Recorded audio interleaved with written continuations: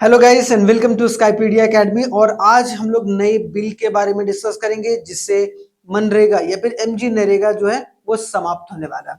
आप लोग जानते हैं कि हाल ही में जो एनडीए गवर्नमेंट है उन्होंने एक तरीके से एक बिल इंट्रोड्यूस करा है जिसका नाम है विकसित भारत गारंटी फॉर रोजगार आजीविका मिशन। कौन सा? ग्रामीण। ठीक है, तो ये पूरा एक तरीके से नया जो है बहुत भारी भरकम एक तरीके से जो पूरा फुल फॉर्म है, लेकिन इसको अगर शॉर्टकट में अगर आप याद रखो तो आप याद रख सकते हो कि क्या है, वी बी जी राम जी। ठीक है, तो याद रखना कौन सा एक तरीके से स्कीम लाने वाले हैं भाई, वो विकसित भारत जो गारंटी फॉर रोजगार आजीविका मिशन। और कौन? ग्रामीण। तो लास्ट में ग्रामीण है। ठीक है, और जो एमजी नरेगा जो था 2005 में जिसे लाया गया था उसे एक तरीके से समाप्त करने के बारे में बात की जा रही है। अब जैसे ही ये बिल एक्ट बनेगा वो एक तरीके से अपने आप में ही वो पास हो जाएगा और वो लागू हो जाएगा। ठीक है, तो आफ्टर ऑल जो नेक्स्ट ईयर से इसकी लागू जो है वो होने की संभावना है।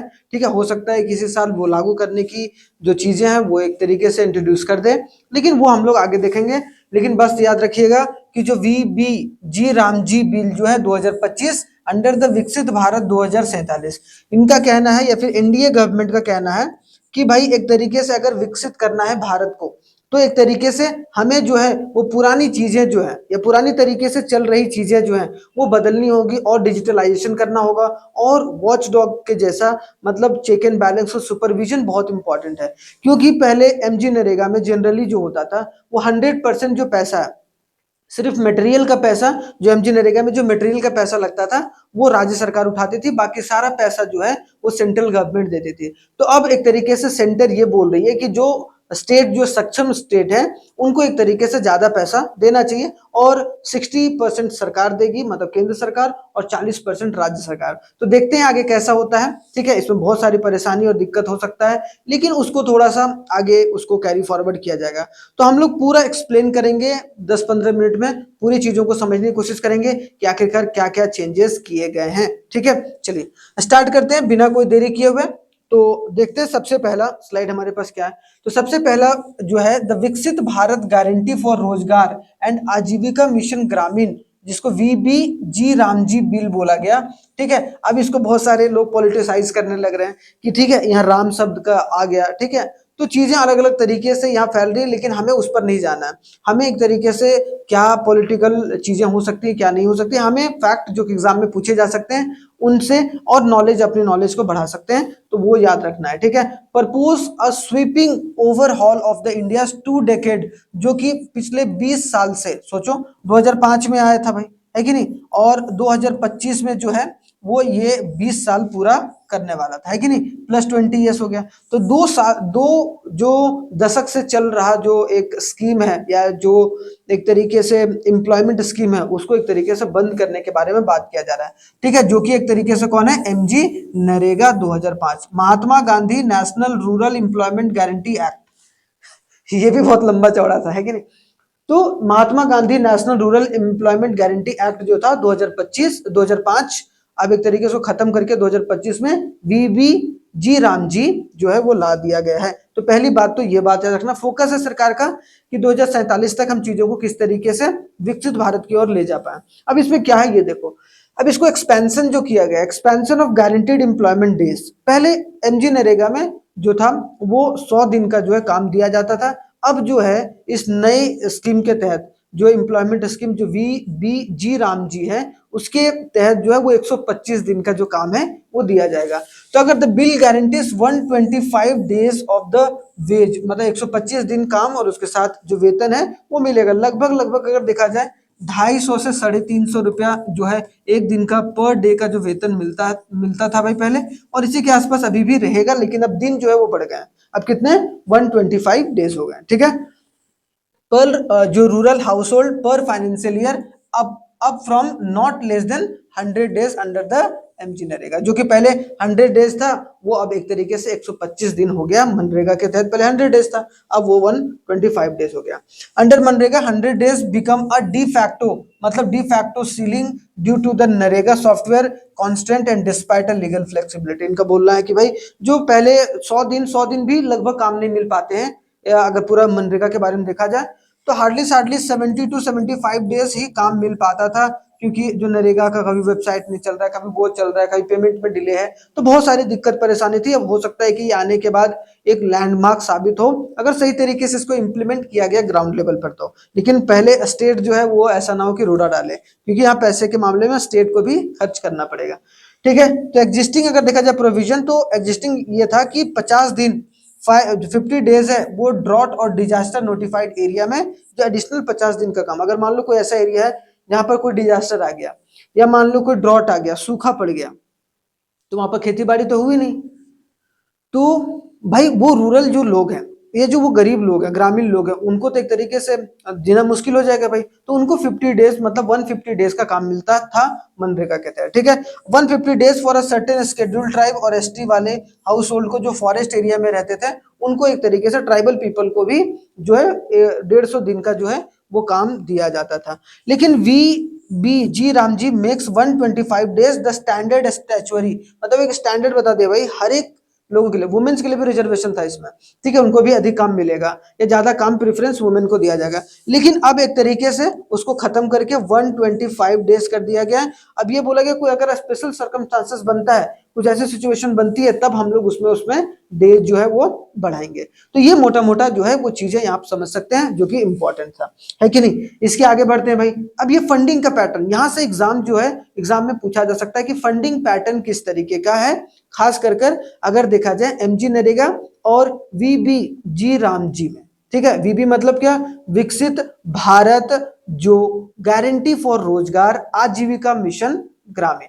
ठीक है, तो जो दोनों में फंडिंग का जो एक तरीके से डिफरेंस है, वो बेसिक डिफरेंस ये है कि पहले मनरेगा या एमजी नरेगा में जो था वो एक तरीके से लगभग 100% पैसा जो है वो एक तरीके से कौन खर्च करती थी, केंद्र सरकार करती थी। मटेरियल का पैसा या कुछ थोड़ा बहुत जो खर्च है वो राज्य सरकार करती थी, बाकी सारा पैसा जो है वो केंद्र सरकार करके चलती थी। लेकिन वीबी जी राम जी में जो नया एम्प्लॉयमेंट गारंटी स्कीम आया है, उसमें जो है वो एक तरीके से क्या बोला जा रहा है भाई, ये बोला जा रहा है कि जो फंड होगा वो 40% जो होगी वो राज्य सरकार, और एक तरीके से जो 60% है वो केंद्र सरकार उठाएगी। तो इसमें जो है वो स्टेट को थोड़ा सा दिक्कत परेशानी हो सकता है, लेकिन ये उन स्टेट को बोला गया जिन स्टेट में लेजिस्लेचर है, मतलब विधानसभा या विधान परिषद है।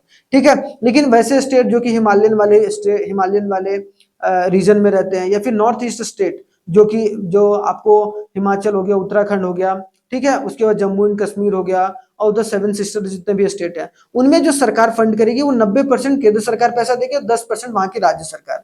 ठीक है, और जो ऐसे जो यूटीज हैं जो कि एक तरीके से पूरा कंट्रोल भारत सरकार के पास है, वहां कोई भी विधानसभा नहीं है, तो उसमें 100% भागीदारी जो होगी वो एक तरीके से केंद्र सरकार की होगी। तो ये सब सारी चीजें हैं, तो हम लोग एक एक कर देखते हैं भाई।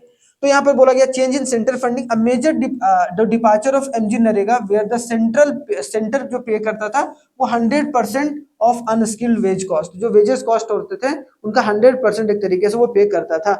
ठीक है, प्रपोज्ड कॉस्ट जो शेयरिंग ये बोला गया कि 90:10 का रेशियो रहेगा। 90 का मतलब ये सेंटर का, ठीक है, ये सेंटर जो केंद्र सरकार देगी और ये जो 10% जो होगी वो राज्य सरकार। तो ये बोला गया सेंटर और स्टेट के बीच में होगा। फॉर नॉर्थ ईस्ट स्टेट, जो नॉर्थ ईस्ट स्टेट है जैसे कि आपको अरुणाचल प्रदेश, असम, सिक्किम, ठीक है, ये सब मेघालय वगैरह, ये सब जितने भी स्टेट है नॉर्थ ईस्ट स्टेट, वो एक तरीके से वहां पर 90:10 का रेशियो रहेगा फंडिंग का।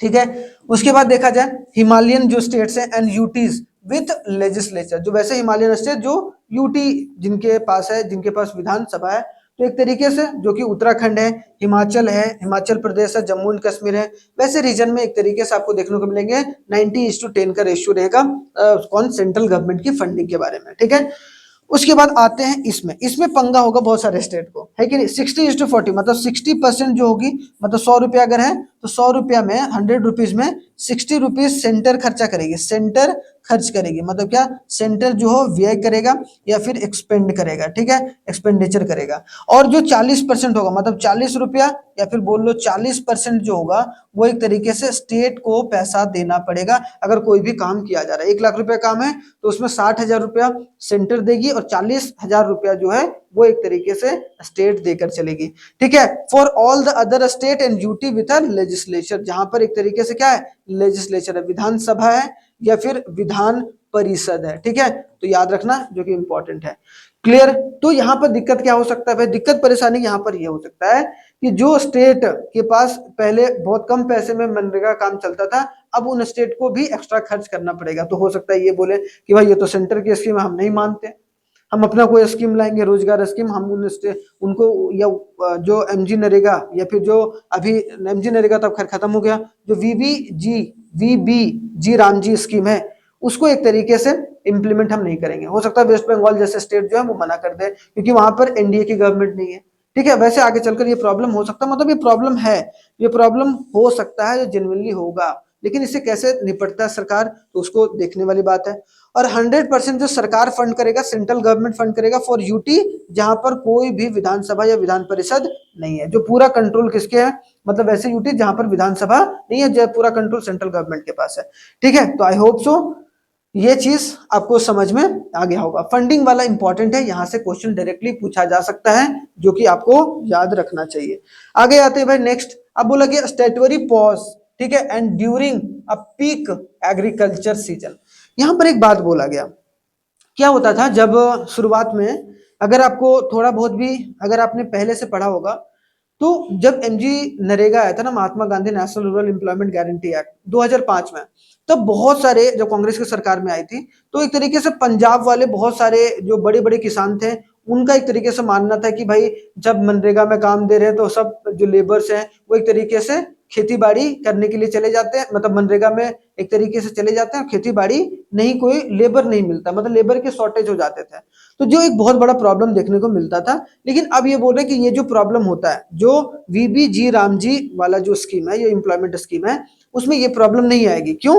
क्योंकि भाई जो जहां पर फसल का जो टाइम पीरियड रहेगा वहां पर हम लोग रेस्ट देंगे, मतलब 60 डेज का रेस्ट देंगे, ताकि वो 2 महीना जो है वो एक तरीके से मनरेगा में ना काम करके वो लोग खेती बाड़ी में काम करें, या खेत में काम करें, या फिर फसल लगाने में काम करें, ताकि फसल पर भी उतना इम्पैक्ट नहीं पड़ेगा और जो लेबर की डिमांड है या लेबर की जो मांग है उनको भी पूरा किया जा सकता है, ठीक है। तो ये बात बोली गई। इसमें अगर देखा जाए तो सेक्शन 6(1) में ये बोला गया, no work shall be commenced or executed during a notified peak agriculture season. जब एग्रीकल्चर का पीक सीजन रहता है, जैसे सावन का सीजन, तो उस वक्त जो है नोटिफिकेशन जारी होगा और वो नोटिफिकेशन के थ्रू जो है उसके बाद काम नहीं करवाया जाएगा, किसका, एमजी नरेगा का, ठीक है। तो वो 60 दिन बंद रहेगा। सेक्शन जो 6 का 2 पार्ट में ये बोला गया, state must notify in advance, state को मस्ट एडवांस करना होगा 60 डेज पर financial covering the sowing and harvesting. जो सोइंग मतलब जब फसल लगा रहे हैं और जो फसल को काट रहे हैं, उनके बीच में कौन सा टाइम पीरियड में हमें एक तरीके से ये 60 दिन का समय जो है वो खाली रखना है, उसको नोटिफिकेशन जो है स्टेट को जारी करनी होगी, जो भी अपने कंसर्न अथॉरिटी है, ठीक है। तो ये बात इंपॉर्टेंट है। नोटिफिकेशन में वेरी हो सकता है, वेरी हो, मान लो कोई डिस्ट्रिक्ट में जो है वो एक तरीके से वहां पर काम, वहां पर अभी फसल नहीं बुआई हो रहा है या हार्वेस्ट नहीं हो रहा, कटाई नहीं हो रही है, तो वहां पर थोड़ा सा देर से होगा, वहां पर जो होगा मनरेगा काम चलेगा जब तक एक तरीके से पीक सीजन नहीं आता है। तो district to district, block to block, gram panchayat या फिर एग्रो क्लाइमेटिक जोन और लोकल क्रॉपिंग पैटर्न के हिसाब से भी नोटिफिकेशन जारी होगा। मतलब चीजें जो होंगी वो एक तरीके से प्रॉपर चेक एंड बैलेंस के थ्रू ही करवाया जाएगा, ठीक है। और नोटिफिकेशन ऐसा नहीं कि जैसे तैसे कर दिया, ठीक है। नोटिफिकेशन जो होगा वो कंडीशन के हिसाब से ही 60 दिन का जो है छुट्टी मिलेगा, ठीक है, एक लेबर को जिसके पास लेबर कार्ड है और जो वीबी जी राम जी में काम करने वाले हैं, ठीक है। अगर देखा जाए यहां पर एक बात और, क्या रैशनल बिहाइंड द प्रपोजल, ठीक है, overall of the MG NREGA. The government argues, government ये आर्ग्यू कर रही है कि ओवरऑल अनेसेसरी ऑफ मनरेगा enact in 2005 no longer reflect the current rural reality. कि भाई आज की जो रियलिटी है, रूरल की रियलिटी है या फिर ग्रामीण क्षेत्र की जो रियलिटी है उसको मीट नहीं कर पा रहा है और उसके हिसाब से वो नहीं बना। तो हमेशा हर एक डेकेड में या कुछ डेकेड में आपको चीजों को चेंज करना पड़ता है एज पर द नीड। तो उसमें बोल रहा है कि चेंज करने की जरूरत है क्योंकि ये करंट रियलिटी को फुलफिल नहीं कर रहा है। फिर ये बोल रहे हैं कि विथ अ डिक्लाइनिंग जो poverty level and expanding the digital access, उनका बोलना ये है, इंडिया गवर्नमेंट का बोलना ये है कि जिस तरीके से जो गरीबी है, पॉवर्टी एक तरीके से कम हो रही है, ठीक है, पॉवर्टी कम हो रही है और डिजिटलाइजेशन जो डिजिटल है, जो डिजिटल चीजें वो बढ़ रही हैं, ठीक है, access. The scheme has continue to face a structural issue such as a misuse of fund, कि भाई उसकी वजह से मिसयूज ऑफ फंड बहुत होता था एमजी नरेगा में, ठीक है, वीक मॉनिटरिंग, और ये सही भी बात है कि भाई लोग जो है वो जेसीबी लगा के या फिर कोई दूसरा अदर अदर चीजें लगा के एक तरीके से मनरेगा में जो है वो काम करवा रहे हैं और लेबर के थ्रू जो बंदा है वो एक तरीके से पैसा निकाल के ऐश कर रहा है। तो ऐसा नहीं होना चाहिए, ऐसा नहीं होना चाहिए, ऐसा डेवलपमेंट नहीं होगा रूरल एरियाज में। तो ये एक सही बात है, लेकिन क्या क्या यहाँ पर सवाल आता है, क्या क्या जो गवर्नमेंट है, जो एनडीए की गवर्नमेंट है, वो क्या चेक एंड बैलेंस उस लेवल पर कर पाएगी कि कोई भी काम मशीन के थ्रू ना हो, सारा लेबर के थ्रू अगर ये हो जाए तो हमारा रूरल एरिया जो है वो 10 से 20% तो ऐसे सुधर जाएगा। ठीक है, तो ये बहुत जरूरी है, ये सब सारे विलेज लेवल पर बहुत जरूरी है। वीक मॉनिटरिंग होता था, ये इनका बोलना है। और creation of low quality of asset, और जो जो एसेट बन रहा था, मतलब एक साल में बना और एक अभी बना और एक साल में टूट जाता था, डैम टूट गया, पुल टूट गया, ये सब क्या हो रहा है, जो नाले बन रहे हैं वो टूट रहे हैं। तो इसका मतलब क्या है कि वो उतना मटेरियल यूज ही नहीं हो रहा है, वो क्या हो रहा है, वहां पर घुसखोरी चल रहा है, ठीक है, करप्शन हो रहा है। तो उन सब सारे को धर दबोचना चाहिए।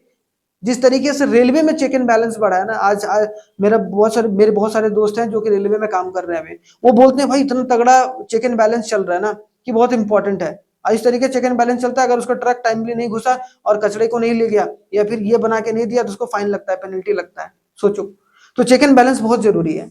ठीक है, in financial year 2020 and 24 miss appropriation amounted, बोला गया कि 2024 और 25 में बोला गया कि इतना एस्टिमेट कि 193.67 करोड़, मतलब लगभग 200 करोड़ का जो है वो एक तरीके से घोटाला टाइप में हुआ है इसमें, जो चीजें पता ही नहीं चली कहां चल रहा है क्या नहीं चल रहा है।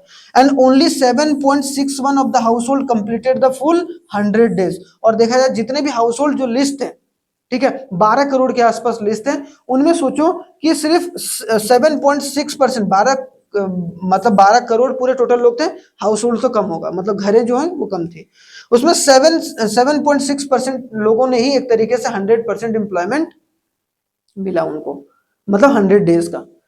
ठीक है, उसके बाद the proposed VBG RAM G framework seeks to replace the fragmented approach with a more focused accountable technology driven and the rural employment system, कि हम लोग टेक्नोलॉजी के माध्यम से, एआई के माध्यम से हम लोग सैटेलाइट एक पिक्चर के थ्रू हम चीजों को एनालाइज करेंगे और उसका डेटा को रखा जाएगा, मतलब प्रॉपर चेक एंड बैलेंस होगा। और यही सरकार का काम होना चाहिए, है कि नहीं?